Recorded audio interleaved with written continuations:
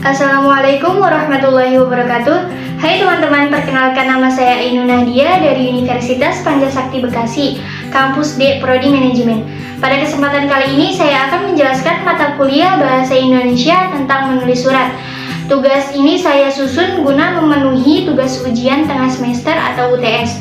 Untuk lebih lengkapnya silakan simak video ini dengan seksama. Oke, yang pertama ada pengertian surat.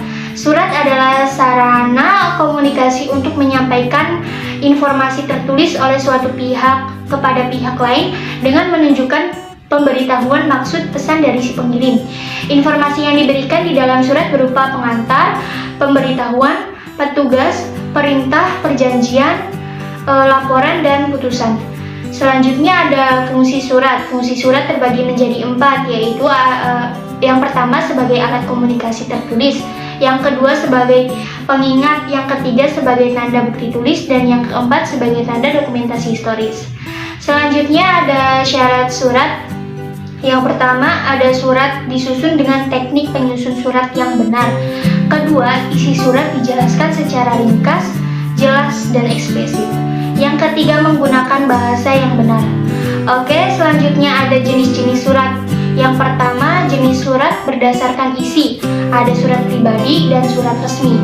Surat pribadi adalah surat yang ditulis oleh seseorang kepada orang lain yang bersifat individu.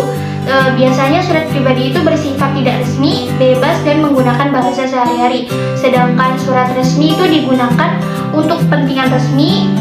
Contohnya itu surat dinas, surat niaga, dan surat lamaran kerja. Yang kedua itu jenis surat menurut kerahasiaannya. Ada surat biasa. Surat biasa merupakan surat yang isinya tidak terdapat hal-hal yang perlu dirahasiakan. Ada juga surat rahasia. Sebagaimana namanya, surat rahasia itu merupakan surat yang isinya hanya boleh diketahui oleh orang tertentu yang berkepentingan saja. Ada juga surat sangat rahasia. Surat sangat rahasia ini merupakan surat yang kerahasiaannya isinya dijaga sangat ketat agar tidak diketahui oleh orang lain. Yang ketiga, jenis surat berdasarkan wujudnya. Ada kartu pos. Kartu pos merupakan surat yang isinya itu ditulis pada secari kertas dan dikirim melalui pos. Ada juga surat bersampul. Surat bersampul merupakan surat yang dibuat dalam beberapa helaian kertas terpisah, di mana untuk mengirimnya itu menggunakan amplop.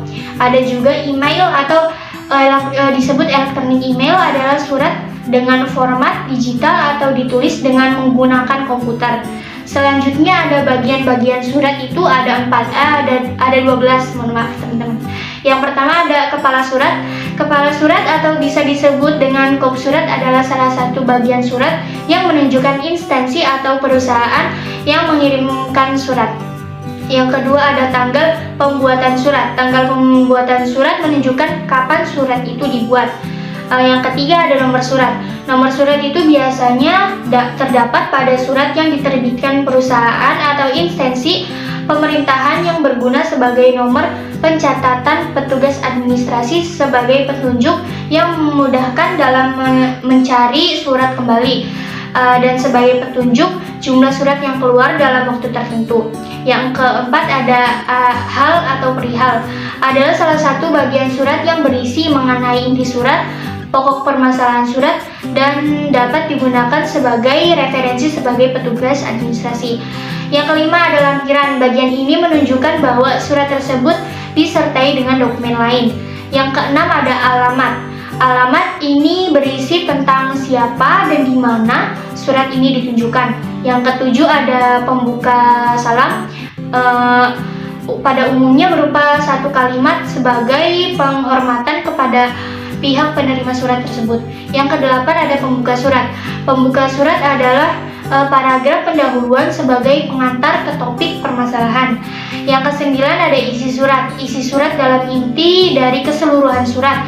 Isi surat biasanya dari satu paragraf tergantung kepentingan penulis surat tersebut.